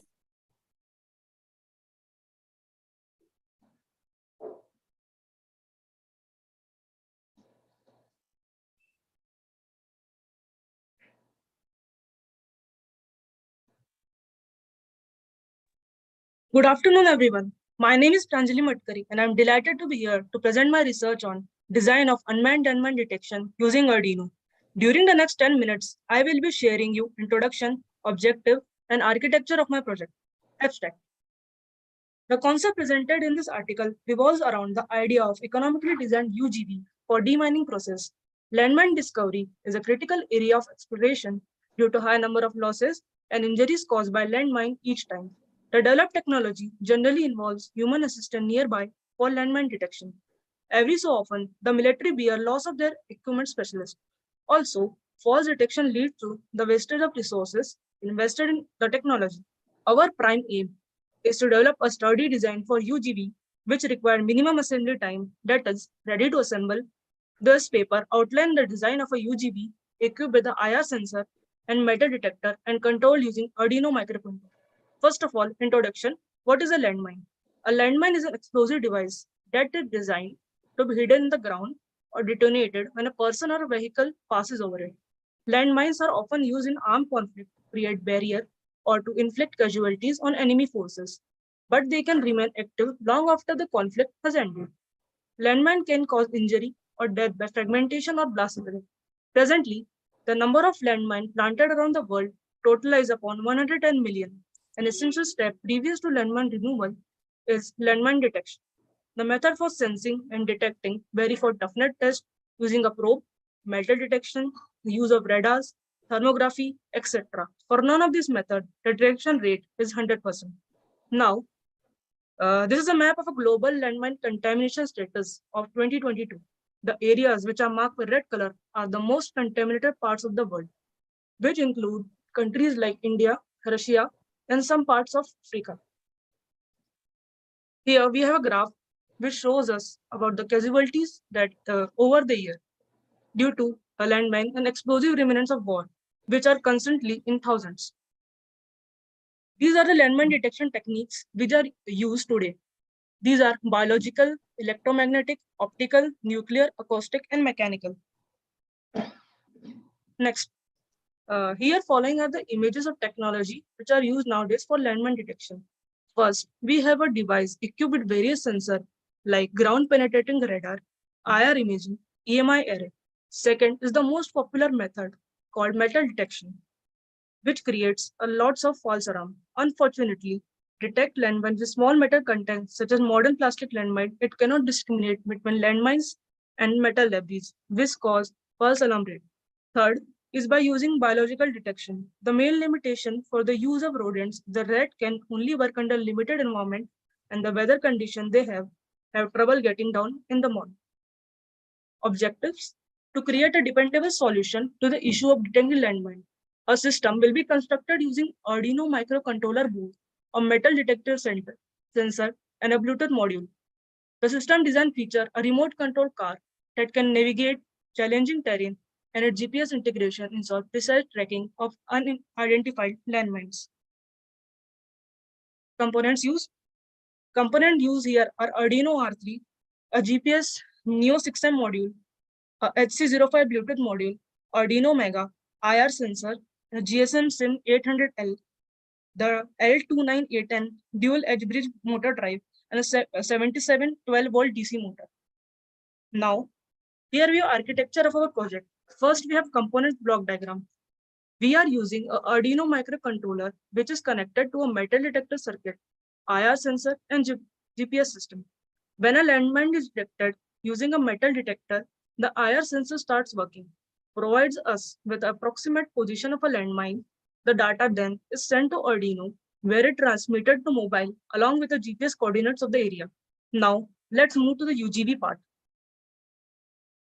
It is built on Arduino Mega Rev3 microcontroller. The UGV is built on 6-wheel drive, controlled by 3 L298 motor drivers. The UGV is controlled using Bluetooth remotely. The battery used is lithium polymer 7.4 4-volt battery. Now, design specification. Designing an effective UGV requires a careful consideration of several critical factors, including component measurement, design specification, material selection. The chassis and the plate for suspension mounting will be cast in aluminum. There are various reasons to justify the selection. Stresses are found to deliver minimum impact on aluminum alloy. We get a tremendous weight reduction and least deformation as compared to iron cast. By carefully considering this factor, the design UGV perform optimally in challenging situations. Frame. So this is our frame. We have 3 views: isometric, front and side view. Second, wheel suspension and assembly and accumulator container. Here we have 3 images of wheel assembly and suspension mounting, battery container mounting, and accumulator container. Now, over to results and discussion. The shield cover for protection of functioning component. As for the final phase in assembly, both the cover and upper and lower is bolted together along the frame. For antenna and GPS system, the stand will stick out from the space provided in the top cover. The dish will be fixed in final adjustment. The design lays a base foundation toward the development of compact and self-reliant model, designed fit to perform all terrain conditions. With minor changes, such as we add a large tire or slight adjustment in the ride height, the model can be performed in required topography. Our team was intended to develop the design for real-time and better performance and give precise and minimum chances of false result in detection. Conclusion: the Bluetooth control car for landmine detection can be provide an effective solution for detecting landmines and reducing the risk or casualties. The project combines modern technology with practical application to create a device that can navigate through difficult terrains and detect potential hazards. With regular maintenance and updates, the car can continue to function effectively and potentially save lives. Overall, the project demonstrates the potential technology to improve the safety and well-being of communities in area affected by landmines. The application of Bluetooth and GPS technology could lead further advancement in the field of landmine detection and removal. Future scope: autonomous expression. The UGV can be used autonomously without human interaction. We can develop a multiple sensor integration and increase mobility. We can enhance by improving its suspension, real-time visualization. UGV sensor data are often visualized in real time using augmented reality or computer game technology.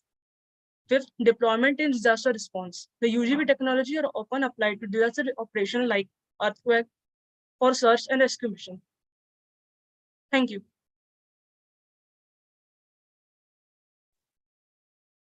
Thank you, Pranjali, for your nice presentation. As far as landmine discovery is concerned, have you tested this so-called software with the Ministry of Defense or with the army people or with with Indian infantry working at the border, working in the JNK? You got this tested anywhere? Actually, sir, our model, which we have, the design which we have developed, we are in the process of showing it or presenting it in a defense expo. And we have just the design which we have tested on the metal debris, and we placed a ball of aluminium sheet filled with a bit of charcoal powder and place it somewhere underground. In this method, we did our analysis and we perform the inspections, and we are currently in the process of presenting this model in Defense Expo, sir. Good, good. But what I wonder actually, are you serious about your project to get it commercialized, to get it into production commercially, or it is just a hobby of what making a project for your completion of the course? Sir, the seriousness of the project we can tell you by, since our team, 90% of our the team members are into defense, are defense aspirants, and since we are in the technical field and also we are studying engineering, so we developed this idea as to present or to collab with the military, because these the issues which are facing by military and the expenses are very high for the landmine removal and all. So we are very serious about our model to be commercialized along with the defense of Ministry of Defense.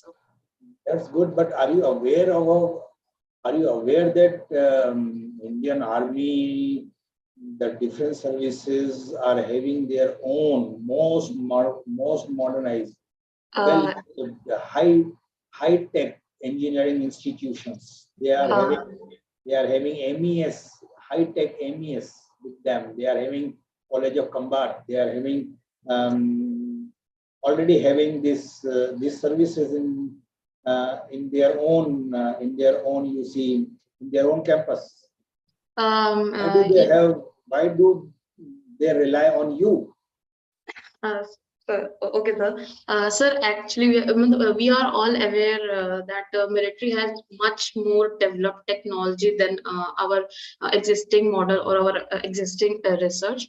But, sir, there we are the model which we have developed and the design which we have prepared, it still lacks compactability. We are trying to make it as compact as possible, since many of the information is not shared by military for security reasons. We are not we are not able to detect which kind of technologies they have currently in usage. But since we have developed this model and we are trying to combine with them we are trying to combine with their team to make it use and to give it a chance that this can also help them in language, because the methods they are using right now is a little bit expensive. I don't know, but the data which we have searched, they gave us the prices and all the components which the list are listed in military websites only, because there were a limited number of technologies they have listed there. So we were trying to develop a technology, a model that will be very economical for them. This is our basic idea, so that's why we are hoping we get a chance to work with them, sir. And that's good. Go ahead with your full potential, with your full energy, full motivation. My best wishes are with you. Thank you so much, sir. Good luck, brother. Thank you very much. Yeah, thank you so much. Now our last presentation for the day. The manuscript ID is 4147 and paper entitled as Modeling the Performance of Polymer Electrolyte Membrane Fuel Cells and the Challenges Involved, a review. So I would request presenter to please share the screen.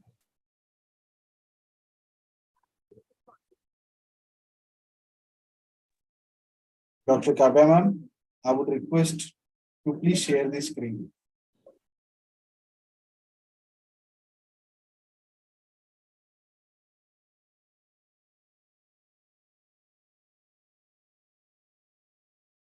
Dr. Kavya, are you there?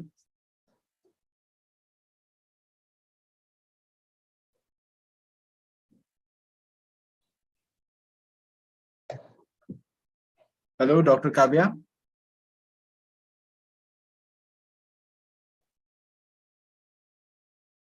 Meanwhile, till Dr. Kavya, my team would be connecting to her. I would request everyone if you can just they can just turn on their screen so we can have one screenshot over here, and we would be adding this screenshot in our proceeding, which would be shared to everyone once we'll assign a ISBN number. So I would request everyone to please turn on the videos so we can see your happy faces and take a good shot and put it in our book. Everyone, Anshul, Pranjali, Kaushiki, Prachi Agrawal, Dr. Kavya, please turn on. Yes, sir. I actually muted the mic. That's why I'm trying to share. I share now itself, sir. Not an issue. Just a moment, ma'am. Let me take few screenshots over here, and then we will start your presentation. So I would also request you to please turn on your video. Yeah,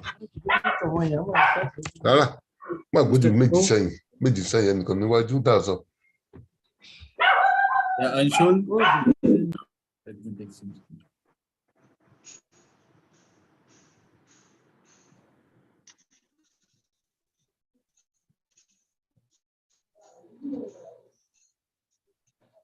Just a moment, ma'am. Can you please just turn off your screen for a moment?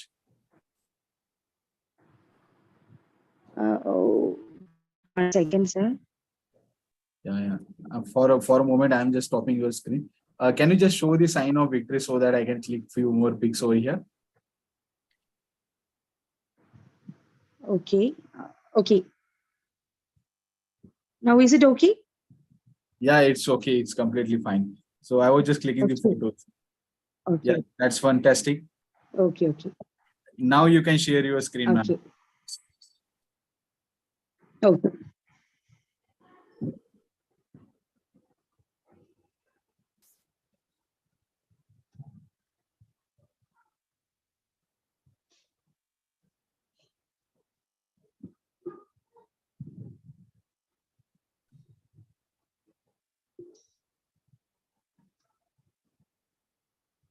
Okay, is it okay now?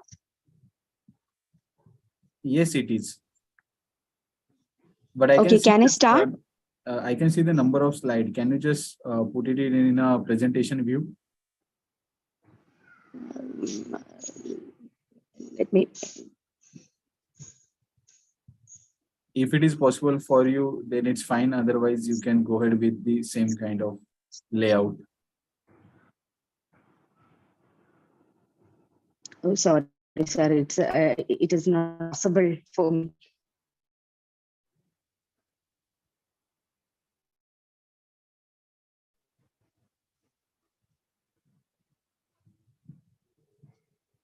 Um, Not an issue, ma'am. You can go ahead with your presentation with the number of slides only. It's kind of visible to us. You can just click on back button and just can show us the slides. Yeah, good to go, ma'am. You can go ahead. okay, shall I start? Yeah, please. Okay, good evening, everyone. Myself, Kavya. I'll be presenting on the topic modeling the performance of polymer electrolyte membrane fuel cells and the challenges involved, a review. So coming to a polymer electrolyte membrane fuel cell, uh, it is a very it's a promising contender as the next generation energy source. Now renewable and sustainable energy sources are being demanded more by the energy sector. So coming to a polymer electrolyte membrane fuel cell, which is otherwise called proton exchange membrane fuel cell, like any cell, it consists of an anode, a cathode, and an electrolyte in between. To the anode, hydrogen is supplied, and to the cathode side, oxygen is supplied. And the overall reaction is hydrogen plus oxygen giving water together with the electrons flowing through the external circuit producing electricity. And the feature of this fuel cell is that it has a special membrane which acts as the electrolyte. That is, it is a polymer electrolyte membrane, and the feature of its special feature of it is that it will act as a very good conductor of proton only. That is, we are feeding the reactants hydrogen as well.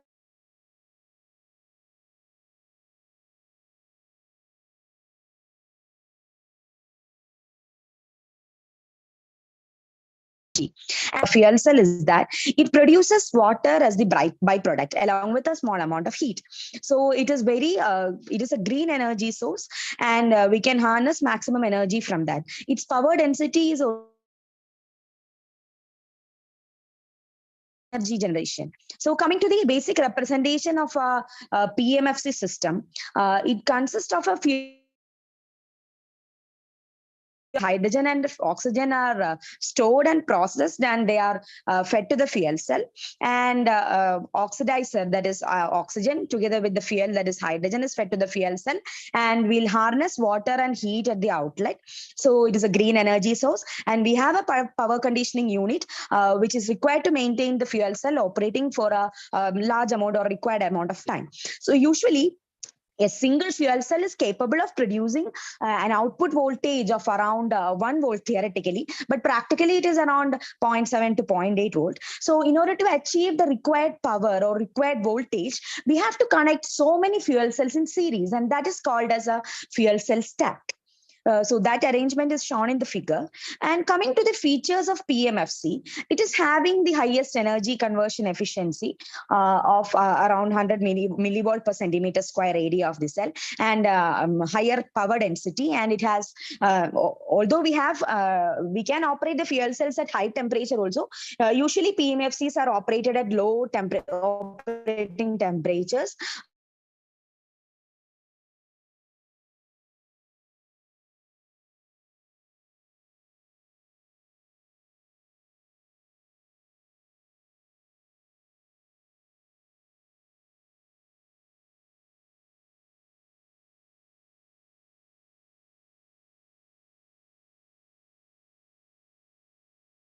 and it is very easy to handle the system. It is having a compact design, and as long as the reactants are continuously supplied to the cell, we can harness electrical energy from the output. So that is the feature of fuel cell.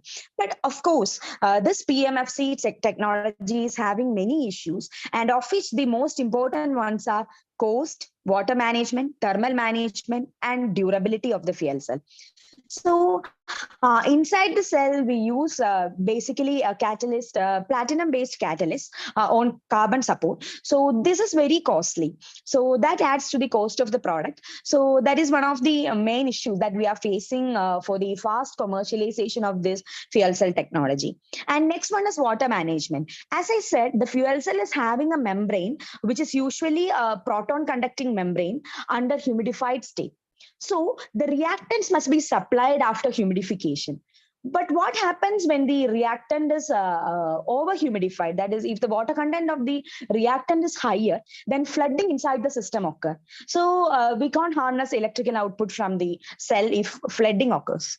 And for the next case, that is when the reactants are not properly humidified and fed to the stack, then the condition is like drying out of the cell. So these two conditions have to be eliminated, and we have to keep the water content inside the cell at an optimum level. And as I said, water is produced as the byproduct also. So at the cathode side also, water is produced. So this water content must be properly removed, and a proper water balance must be maintained inside the system for efficient utilization of energy from the system.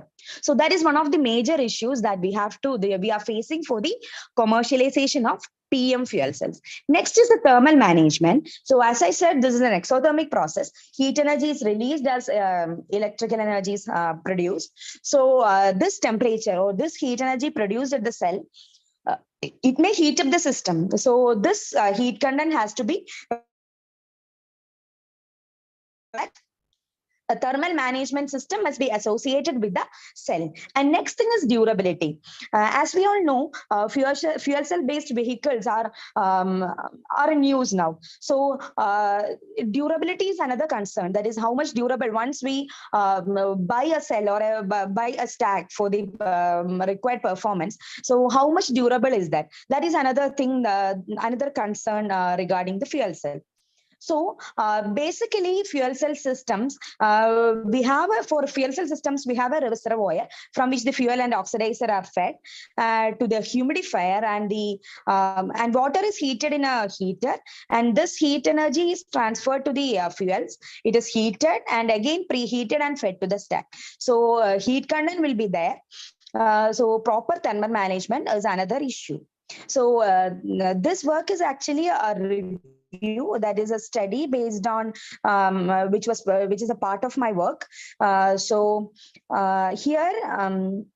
there are different types of fuel cells. So some of them I'm discussing, that is PMFC, AFC, that is PAFC, MCFC, SOFC, etc. So these are classifications basically based on the type of electrolyte that is used. So for PMFC, we are using polymeric ion exchange membranes, and these have operating temperatures around 40 to 80 degrees Celsius. And other classifications can be used for higher degrees of temperature. So these are the different types of fuel cells. And the electrodes and catalysts also vary for these different types. So why PMFC? Among these fuel cell classes, why PMFC is chosen? Because it has risen to prominence among various fuel cell types because of its high energy density and energy conversion efficiency. And we have different layers for a single fuel cell. Apart from the electrodes and the membrane, we have a gas diffusion layer, which is a carbon-based layer, which aids the transport of gases to the reaction site, that is to the catalyst layer. And we have gaskets and bipolar plates for regulating the flow of reactants. And we have interconnectors which connects more than one cells together. Coming to the, as we know, for any system to operate well, if we are developing mathematical models which imitate the system, it will be easier for us to manipulate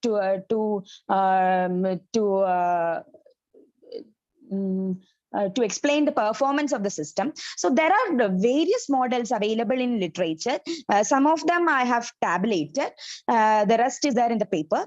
So there are several steady state models which analyze the steady state performance of fuel cell. That is, as time goes on, what is the voltage versus current CARA of a fuel cell? As I said, we are expecting a constant output voltage of around 1 volt. So practically speaking, it is 0.8 or 0.7 to 0.8 volt for a fuel cell. So what is the steady state performance of the cell? So for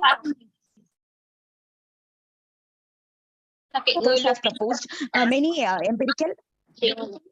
Pati Chinese lang kayo. Okay, empirical, semi-empirical, and 2 minutes one day for 3 times.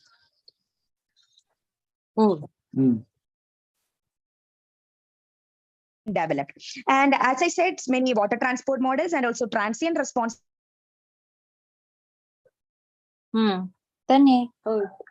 Different estimations and calculations.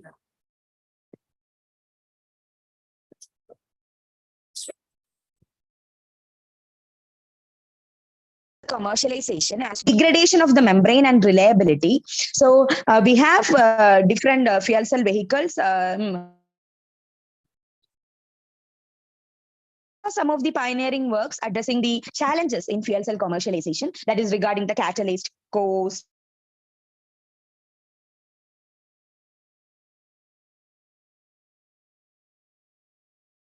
so many purposes, the fuel cell systems and their and the issues concerned.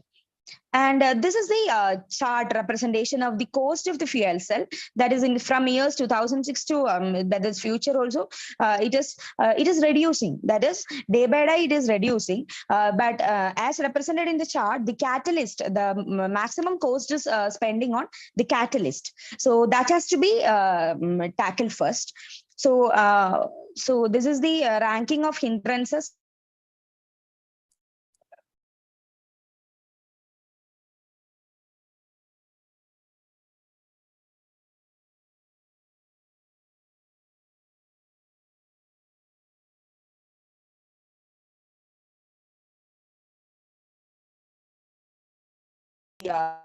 Then cost of other systems, gas diffusion layer, etc.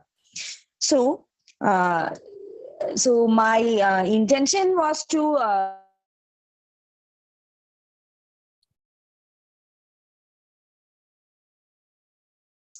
modeling papers which target on the methods of or methodologies to develop cost-efficient systems mainly for transportation purpose and other purpose. So demands for green recovery are gaining traction worldwide, and these fuel cells present a pollution-free chapter in the energy sector.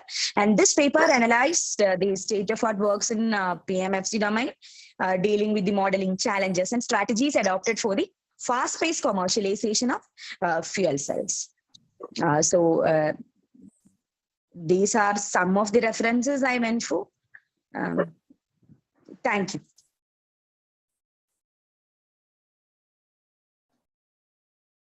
Thank you, Dr. Kavya ma'am, for the nice presentation as far as this polymer electrolyte membrane fuel cells are concerned. Just wanted to know whether, because since we are continuously talking about sustainability, we are talking about carbon emissions, green gas emissions, and we are talking about reusing.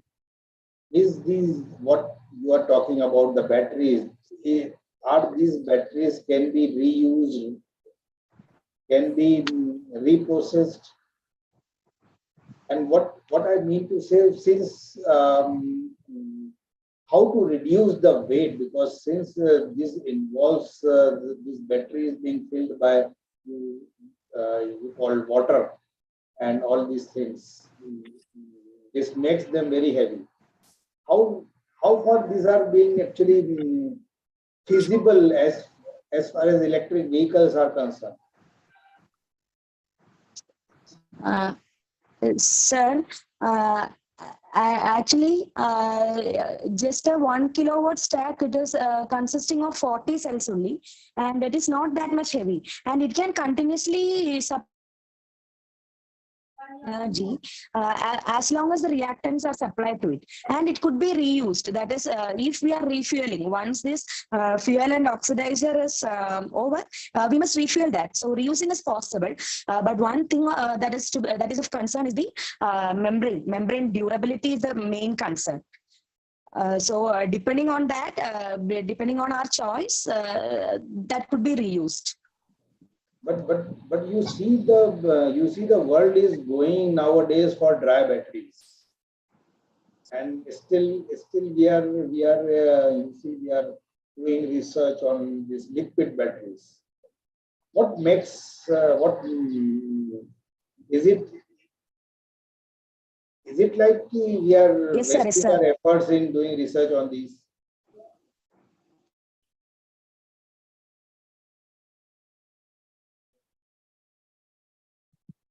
Got my point? You are not audible. Develop cost-efficient systems for unmanned vehicles, also launch vehicles. Also, they are trying to develop prototypes using these systems. And according to my knowledge, it is efficient, but this cost concern is the major issue that they are facing.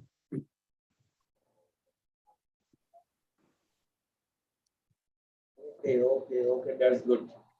That's a nice presentation made by you. Congratulations, Dr. Kavya, and my best wishes are with you. Good luck. Go ahead. Bye-bye. Thank you so much. Over to organizer, please. Yeah, thank you so much, sir. Yes, sir. Thank you so much, Kavya ma'am.